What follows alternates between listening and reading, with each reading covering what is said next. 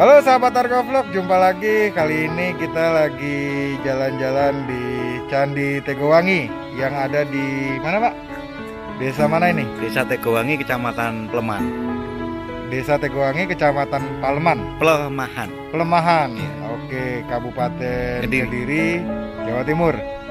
Ada apa aja di sini? Saya ditemani oleh Pak Nurali yang mengawal Candi Tegowangi.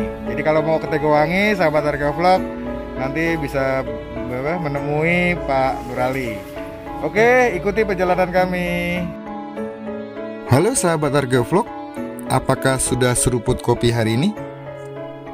Edisi kali ini saya ingin mengajak sahabat semua ke salah satu candi indah di wilayah Kediri, yaitu Candi Tegowangi. Candi Tegowangi terletak di Dusun Candi Rejo, Desa Tegowangi, Kecamatan Pelemahan, Kabupaten Kediri, Jawa Timur. Dalam naskah Negara Ketagama, nama Tigawangi muncul di Pupuh 82 bait kedua, di mana disebutkan bahwa Baginda, yaitu Hayam Wuruk, membuka ladang Watsari di Tigawangi. Diperkirakan bahwa daerah Tigawangi merupakan daerah Tegowangi saat ini. Candi Tegowangi atau Candi Tegowangi terbuat dari susunan batu andesit yang memiliki denah secara keseluruhan berukuran 11,2 meter kali 11,2 meter dengan ketinggian kurang lebih 4,35 meter. Secara keseluruhan berbentuk bujur sangkar yang menghadap ke arah barat dan terdiri dari 3 bagian, yaitu bagian kaki, sebagian tubuh, dan bagian atap yang sudah mengalami kerusakan. Menurut Kusen, berdasarkan arca-arcanya dapat diketahui bahwa Candi Tegowangi berlatar belakang agama Siwa. Diperkirakan pula bahwa bahan yang digunakan untuk membangun Candi Tegowangi sama dengan bahan yang ada pada Candi Surawono, yaitu batu andesit bagian luar, sedangkan bagian dalamnya tampaknya menggunakan bata merah. Teknologi yang menggunakan 2 bahan seperti ini disebut sebagai mesra. Sedangkan bagian atapnya diperkirakan juga menggunakan 2 bahan, yaitu atap ijuk atau sirap dengan konstruksi atap dari tiang kayu. Teknologi seperti ini disebut juga sebagai samkirna. Beberapa pelipit yang melingkari kaki candi ada yang berukir, tetapi ada pula yang polos. Pelipit kaki candi pada sisi genta bawah dihiasi dengan patma. Demikian juga pelipit pada sisi genta bawah yang berdekatan dengan prasawya pata. Sisi genta bawah pada bagian badan candi dan sisi genta atas pada badan candi dihiasi oleh patma yang melingkar pada kaki dan tubuh candi. Kaki candi dihiasi ornamen tetapi tanpa relief cerita. Hanya pada bagian tangga masuk terdapat relief naga dan beberapa binatang mitologi.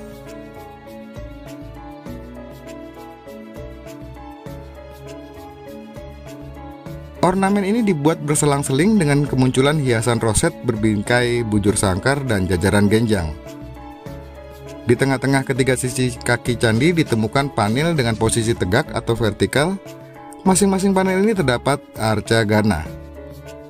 Selain ditampilkan secara sendirian, arca gana juga ditampilkan bersama orang-orang berperawakan kecil yang dilukiskan di dekatnya.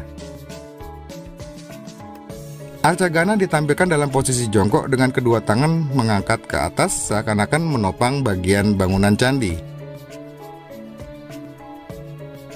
Pada badan candi terdapat panel-panel dihiasi relief dan di tengah-tengah ketiga sisinya terdapat pilar tanpa relief, kecuali pilar pada bagian timur yang terdapat relief yang sepertinya belum selesai dikerjakan.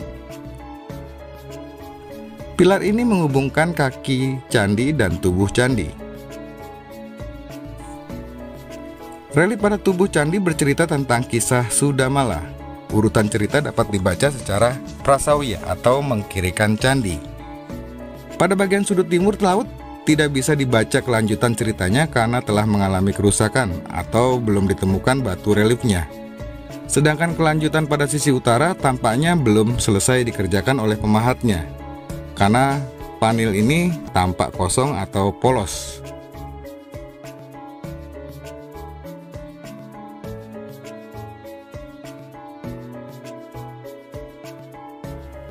Perbedaan yang sangat mencolok pada Candi Tegowangi bila dibandingkan dengan Candi Surowono adalah terletak pada Candi Perwaranya, di mana Candi Tegowangi memiliki candi induk dan candi perwara, sedangkan Candi Surowono tidak memiliki candi perwara atau anak candi. Anak candi atau Candi Perwara Tegowangi terletak di sebelah tenggara dengan jarak 4 meter dari candi induknya. Candi Perwara ini juga menghadap ke arah barat. Sekarang tinggal tersisa bagian kaki dan tubuhnya saja. Bagian tubuh dihiasi relief yang bercerita tentang kehidupan sehari-hari.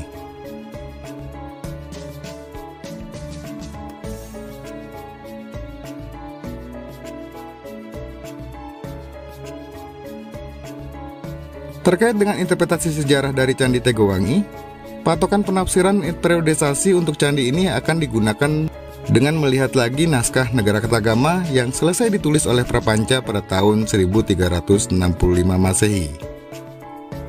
Candi Tegowangi terletak tidak jauh dari Candi Surowono, sehingga kedua candi ini memang sering diperbandingkan.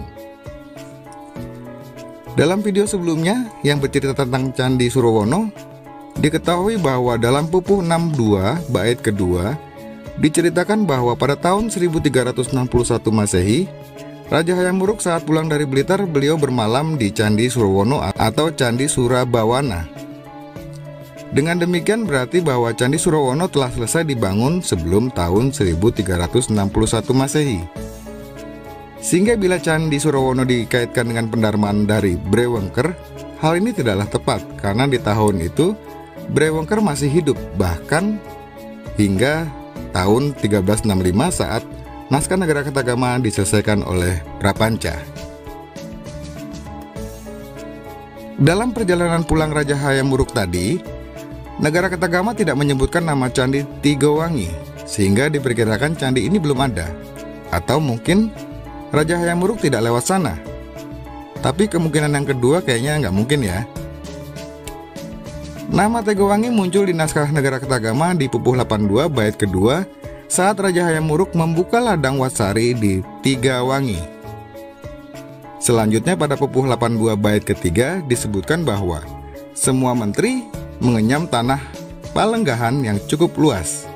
Candi, biara, dan lingga utama dibangun tak ada putusnya sebagai tanda bakti kepada dewa, leluhur, para pendeta. Memang benar budi luhur tertabur mengikuti jejak Srinata. Setelah Srinata Singosari, Srinata Wengker, dan Raja Hayam Wuruk membuka hutan di beberapa lokasi, seperti diceritakan di Pupuh 82 bait kedua, maka dalam bait ketiga tersirat alasan dari kegiatan pembukaan lahan tersebut adalah untuk pembangunan candi, biara, dan lingga utama.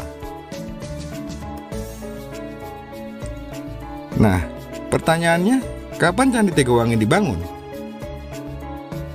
Melihat naskah Negara Kertagama yang tidak menyebutkan adanya bangunan candi di Tegowangi dan bukti arkeologis di Candi Tegowangi yang nampak jelas bahwa beberapa panel relief dan pahatan relief di candi ini yang belum selesai, tampaknya memang Candi Tegowangi dibangun setelah naskah Negara Kertagama selesai ditulis oleh Prapanca pada tahun 1365 Masehi.